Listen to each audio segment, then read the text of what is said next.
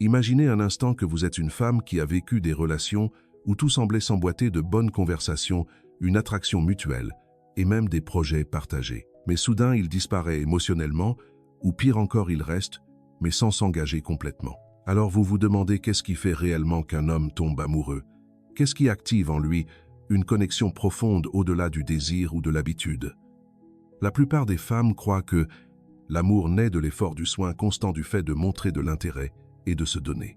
Avant de plonger dans les aspects mystérieux de la psychologie de Jung, je vous invite à vous abonner à la chaîne si ce n'est pas encore fait.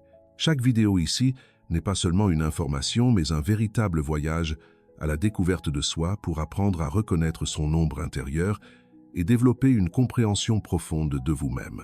Si vous souhaitez m'accompagner dans ce voyage, appuyez sur le bouton d'abonnement dès maintenant. Et si vous trouvez ce sujet utile, commentez-en. Si vous ne vous sentez pas encore connecté, appuyez simplement sur 0. Chaque retour est une motivation pour que notre chaîne continue d'offrir des contenus profonds, vous aidant à mieux vous comprendre. Commençons, et bien que tout cela ait sa place, ce que beaucoup ignorent, et ici Carl Jung nous donne une clé puissante, c'est que l'amour ne se produit pas à la surface, mais dans l'inconscient. Ce qui éveille véritablement l'amour profond chez un homme n'est pas toujours visible. Ce n'est pas dans ce que vous faites, ni dans ce que vous dites. C'est dans ce que vous représentez pour lui à son insu. C'est dans cette énergie silencieuse que vous dégagez lorsque vous cessez d'essayer de plaire, lorsque vous êtes simplement vous. Et souvent plus, vous vous déconnectez du besoin d'être choisi plus profondément, vous restez gravé dans son esprit. Ce n'est pas de la magie, c'est de la psychologie. Jung appelait cela la projection archétypale. Ce phénomène où l'autre ne tombe pas amoureux de vous tel que vous êtes, mais de ce que vous éveillez dans son monde intérieur. Peu être ne vous l'a-t-il jamais dit, mais il y a eu un moment où il vous a regardé et a vu en vous quelque chose de plus grand qu'une femme. Il a vu un symbole, une énergie, quelque chose qui le confrontait et en même temps l'attirait. Avez-vous déjà eu le sentiment d'avoir été inoubliable pour quelqu'un sans avoir fait quelque chose d'extraordinaire? Vous est-il arrivé que quelqu'un revienne vous chercher après une longue période sans raison, apparente peu? Être n'est-ce pas vous qui l'avez captivé, mais ce que vous avez activé en lui? Si quelque chose de tel vous est arrivé, j'aimerais que vous le partagiez dans les commentaires, car ce type d'expérience révèle souvent bien plus que nous l'imaginons. Le grand paradoxe est que les hommes ne tombent pas amoureux de ce qu'ils comprennent, mais de ce qu'ils ne parviennent pas à saisir complètement. Ils tombent amoureux de ce qu'ils ne peuvent pas contrôler, de ce qui défie leur structure mentale. Et lorsqu'une femme vit selon sa vérité, lorsqu'elle ne se trahit pas par peur de le perdre, quelque chose change.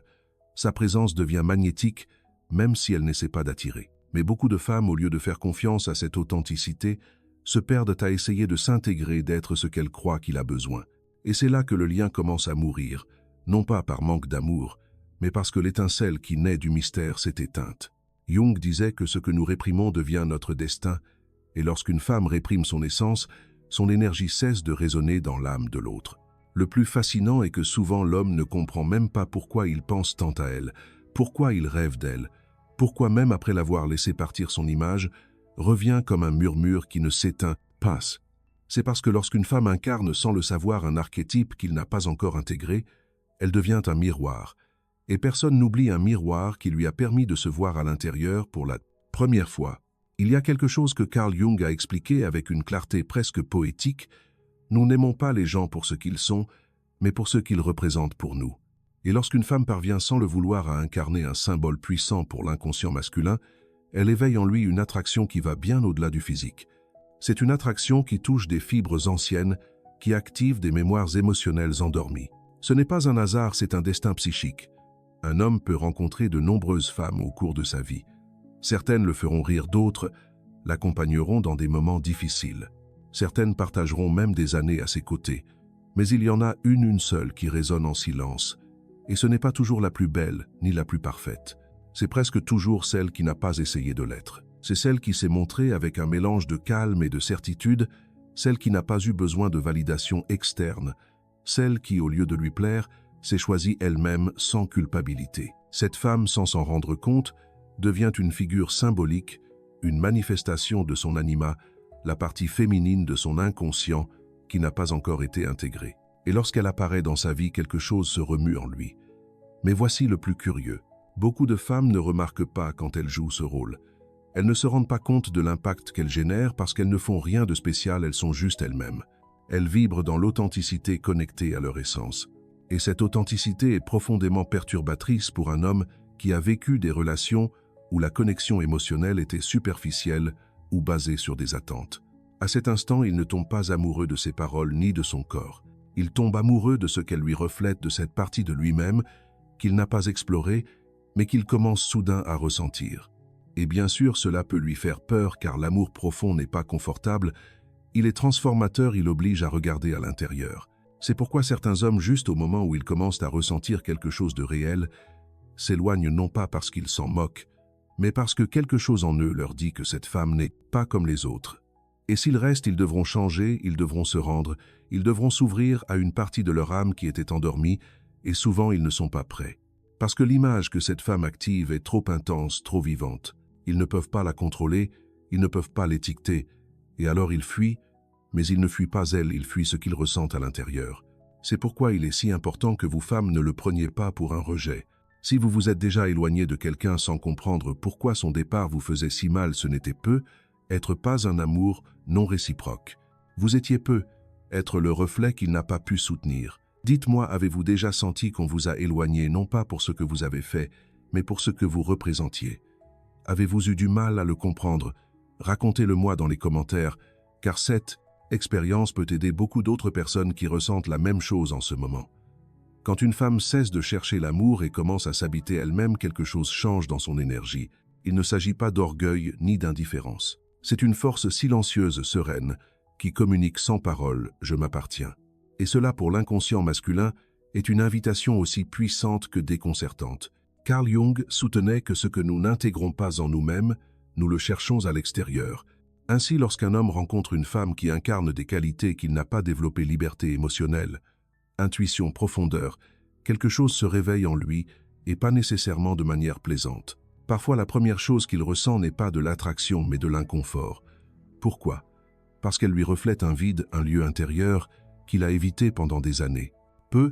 Être que toute sa vie, il a recherché des relations où il était le protecteur, le fort, celui qui dominait la situation. Mais maintenant, face à cette femme qui n'a pas besoin d'être sauvée, qui ne l'idolâtre pas, qui ne se démène pas pour son attention, il se sent désarmé. Et c'est souvent là que commence l'obsession, non pour elle en tant que personne, mais pour récupérer cette fausse sensation de contrôle que sa présence a démantelée. Il ne le sait pas consciemment, mais ce qu'il cherche n'est pas de la reconquérir, c'est de réparer sa propre identité fracturée. Ceci explique pourquoi certains hommes, après avoir perdu une telle femme, n'arrivent pas à la laisser complètement partir. Des mois, voire des années peuvent passer, et ils portent encore son souvenir comme une cicatrice. Ce n'est pas qu'ils ne l'ont pas complètement oubliée, c'est qu'elle représente un avant et un après dans leur vie émotionnelle. Le problème est que beaucoup ne savent pas quoi faire de ce vide. Ils n'ont pas appris à regarder à l'intérieur, à se rendre responsables de leurs blessures. Alors ils cherchent à l'extérieur d'autres femmes, plus de travail, des distractions, mais rien ne comble ce qu'elle a laissé. Car ce qui est parti n'était pas une personne, c'était une possibilité de transformation. Et voici le point que la majorité ne voit pas. Cette femme n'est pas inoubliable, parce qu'elle était parfaite, mais parce qu'elle était authentique, parce qu'elle est partie quand elle a su que rester impliquerait de se trahir, parce qu'elle n'a pas crié ni supplié, elle a juste fermé la porte avec dignité.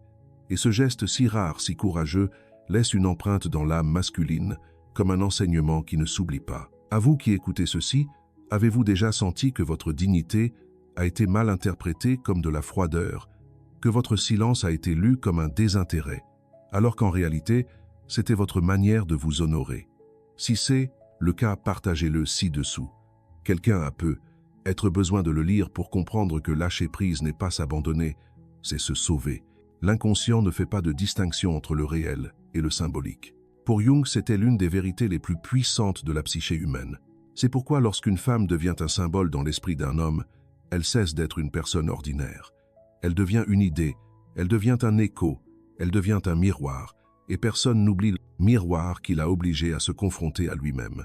Après l'avoir perdu, beaucoup d'hommes croient que ce qui leur manque est sa présence physique, mais en réalité ce qui leur fait le plus mal, c'est la déconnexion avec la sensation qu'elle leur provoquait, ce mélange d'admiration, de déconcertement et de désir qu'ils ne pouvaient pas expliquer logiquement, car lorsqu'un lien touche l'âme, aucune fermeture rationnelle n'est suffisante.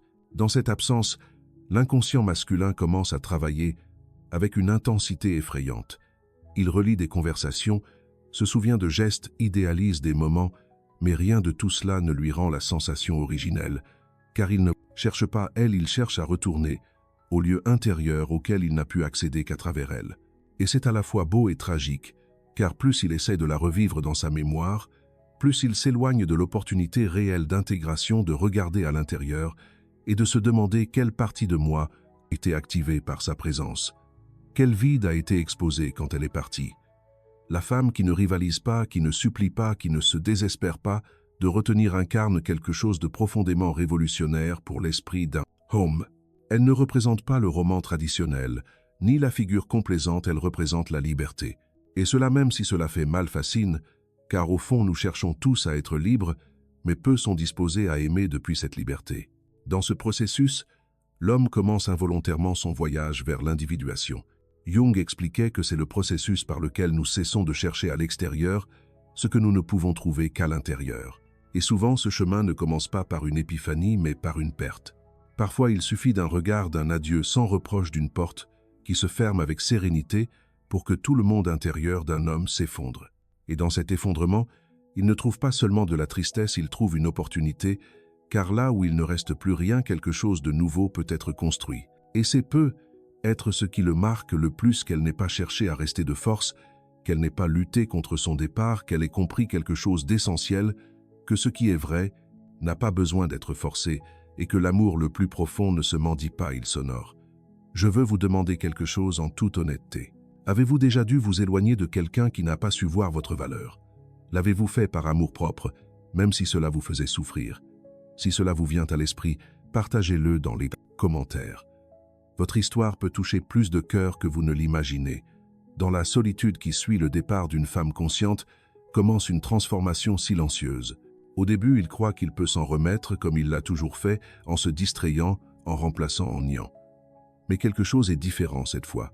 Rien ne le comble, rien ne l'apaise, car ce n'était pas une perte de plus, c'était une rupture interne. Carl Jung parlait des points de basculement dans la psyché, des moments où la vie, sans demander la permission, nous oblige à nous confronter à ce que nous ne voulons pas voir. Pour beaucoup d'hommes, cette femme qui est partie sans faire de bruit, sans explication dramatique, devient l'un de ces points. Et non pas parce qu'elle a voulu lui faire du mal, mais parce que son absence lui a montré une vérité que personne d'autre n'avait osé refléter. Soudain, il commence à se poser des questions qu'il ne s'était jamais posées. Pourquoi sentais-je que j'avais besoin d'elle?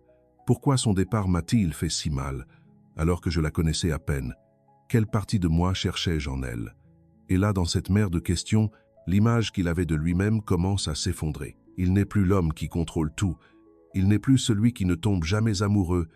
Il n'est plus celui qui mène la danse émotionnelle. Il est maintenant un être humain vulnérable, touché par une connexion qui était plus profonde que toutes les précédentes, une connexion qui ne l'a pas laissé le même, et cela même, si cela le déroute, le met aussi en mouvement. Ce que cette femme représentait avec son silence, son autonomie, son détachement aimant mais authentique, était quelque chose qu'il n'avait pas encore découvert en lui.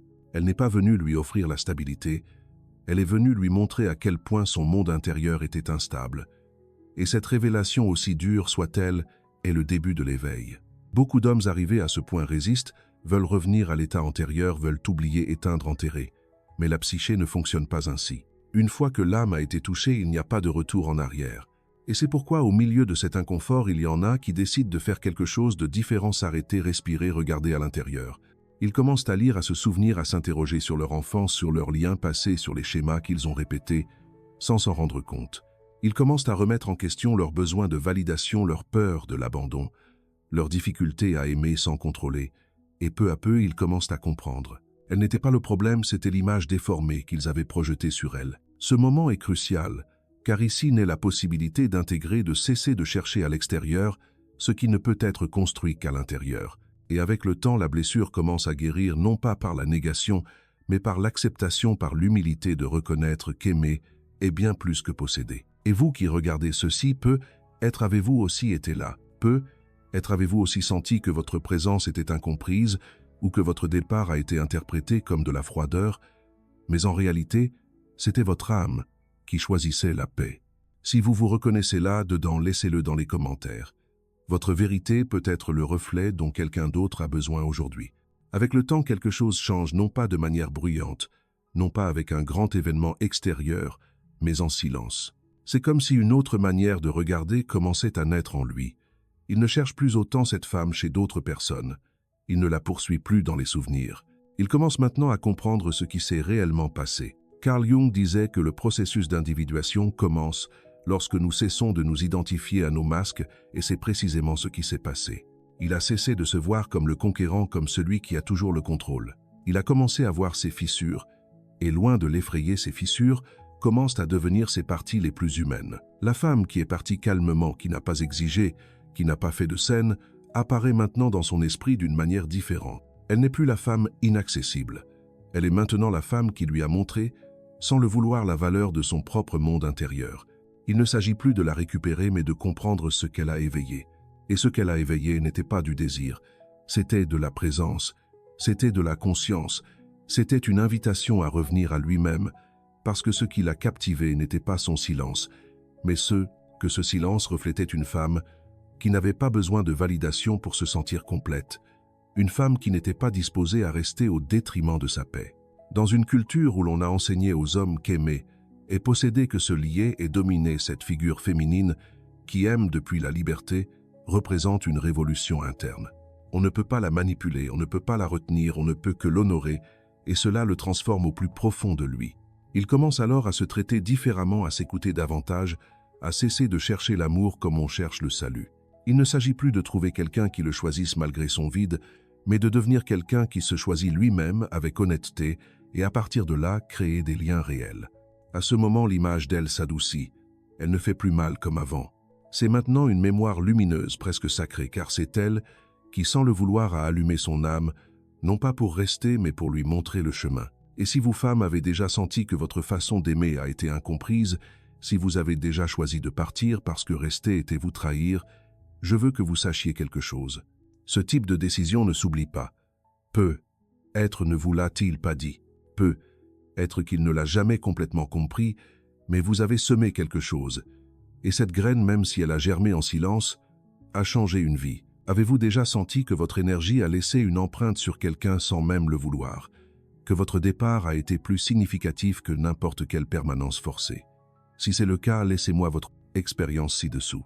Votre histoire peut aussi être une étincelle sur le chemin de quelqu'un d'autre. Il y a un point où l'obsession cède la place à quelque chose de plus profond, la compréhension. Ce n'est plus seulement le besoin de l'avoir près de lui, c'est la reconnaissance qu'elle fut, sans le savoir, un point de rupture, la marque d'un avant et d'un après. Non pas par ce qu'elle a dit, mais par la façon dont elle a existé, par la façon dont elle est partie. Carl Jung soutenait que ce qui nous touche profondément demeure en nous comme symbole, et un symbole ne s'efface pas. Il n'a pas besoin d'être présent pour continuer à agir. Il en est ainsi avec elle. Elle n'est plus là, mais son énergie est toujours vivante comme une mélodie qui continue de résonner longtemps après avoir pris fin. Il commence à voir plus clair, à comprendre que pendant longtemps, il a cherché des relations où il pouvait se sentir validé, important, indispensable. Mais avec elle, c'était différent. Avec elle, il n'y a pas eu de besoin, pas de lutte, il y a eu un choix, et cela l'a désarmé parce que personne ne lui a appris à aimer depuis la liberté. Personne ne lui a montré qu'il pouvait être vulnérable, sans perdre sa dignité, qu'il pouvait ne pas être nécessaire, et pourtant être profondément aimé. Elle l'a fait non par des mots, mais par sa présence, et aussi par son absence. Et c'est ici que surgit la transformation véritable. Il ne cherche plus des femmes qui comblent un vide. Il n'essaie plus de corriger ce qu'il ressent avec de nouvelles histoires. Il sait maintenant que l'amour n'est pas quelque chose qui s'exige ou qui se gagne, c'est quelque chose qui se partage depuis la paix, non depuis le manque. Le plus beau, c'est qu'à ce moment-là, elle n'a plus besoin de rien faire. Elle n'a pas à revenir, ni à s'expliquer, ni à prouver quoi que ce soit. Son rôle est déjà accompli. Elle fut catalyseur, phare, miroir. Son énergie a fait ce qu'elle devait faire, l'éveiller. Et vous qui regardez ceci, avez-vous déjà senti que vous étiez le point de départ de l'éveil émotionnel de quelqu'un, même si ce lien n'a pas prospéré? Avez-vous senti que quelque chose de profond est resté chez l'autre, même s'il ne vous l'a pas dit? Si une partie de cette histoire résonne en vous, partagez-la ci-dessous. Parfois, partager ce que nous vivons est la manière la plus silencieuse et la plus puissante de guérir. Dans cette nouvelle étape, il ne se fuit plus lui-même. Il comprend maintenant que tout ce qu'il cherchait en elle, ce calme, cette profondeur, cette liberté, il peut aussi le construire à l'intérieur. Peut être pas immédiatement, peut être pas sans effort, mais avec chaque décision consciente, il se rapproche de sa vérité. Et le plus curieux, c'est qu'il n'a plus besoin de la retrouver chez une autre personne. Car maintenant, lorsqu'il se souvient de son passage dans sa vie, il ne le fait pas avec nostalgie, mais avec gratitude. Car c'est elle qui, sans le savoir, lui a montré que l'amour le plus réel ne cherche pas à rester, mais à laisser une empreinte. Et ainsi, là où il y avait auparavant un vide, il y a maintenant de la compréhension. Cela ne fait plus mal comme avant. Il n'y a plus d'anxiété pour des réponses. Il y a une nouvelle façon de voir la vie plus sereine, plus honnête, plus éveillée. Parce que lorsqu'un homme franchit le seuil de lui-même, il ne peut plus aimer de la même manière. Carl Jung disait que ce que nous acceptons en nous nous transforme, et c'est exactement ce qui s'est passé. Cet homme, qui avait auparavant besoin de se sentir choisi pour se sentir précieux, comprend maintenant que sa valeur n'est pas dans le fait d'être désiré, mais dans le fait d'être authentique. Il ne cherche plus depuis le manque qu'il aime depuis la plénitude. L'image d'elle, cette femme qui n'a pas supplié, qui n'est pas restée là où elle n'était pas vue, n'est plus une blessure, c'est une boussole. Son souvenir qui brûlait autrefois éclaire maintenant, car elle n'a pas été une perte. Elle a été un message, une leçon enveloppée de présence, puis d'absence. Et ce qui semblait être un adieu fut en réalité le début de tout. Cet amour qui ne s'est pas terminé par des promesses, ni par des explications, a laissé place à quelque chose d'encore plus grand, la transformation, non pas celle d'une relation, mais celle de l'âme. Car lorsque quelqu'un touche votre essence, peu importe qu'il reste ou qu'il parte, ce qui compte, c'est ce qu'il éveille en vous. Et vous, femmes qui êtes de l'autre côté de cette histoire, peut-être n'avez-vous jamais su l'impact réel qu'a eu votre énergie. Peut-être avez-vous pensé que vous êtes parti inaperçu. Mais je veux que vous vous souveniez de ceci. Lorsque vous aimez depuis la conscience, depuis la dignité, depuis la liberté, vous laissez toujours une empreinte. Non pas dans l'ego de l'autre, mais dans son âme, et cela demeure. Et vous, hommes qui avez vécu ce processus, peut-être comprenez-vous maintenant que ce n'est pas elle que vous avez perdue, mais une partie de vous que vous n'aviez pas encore embrassée. Et être seulement être son départ n'était pas la fin, mais la porte qui vous a ramené à vous-même. Merci d'être resté avec nous jusqu'à la fin de cette vidéo. Qu'avez-vous ressenti après la leçon d'aujourd'hui? Qu'est-ce qui vous a enthousiasmé et marqué? N'oubliez pas de partager vos impressions dans les commentaires pour nous dire ce que vous en pensez. Et si cette vidéo vous a ouvert une nouvelle perspective sur vous-même ou sur la psychologie humaine, n'hésitez pas à liker et à vous abonner à la chaîne pour ne pas manquer les prochaines découvertes. Chaque soutien, chaque retour est une motivation pour que notre chaîne continue d'offrir des contenus profonds, vous aidant pas à mieux vous comprendre dans l'esprit de Carl Jung. Bonjour et à bientôt dans la prochaine vidéo.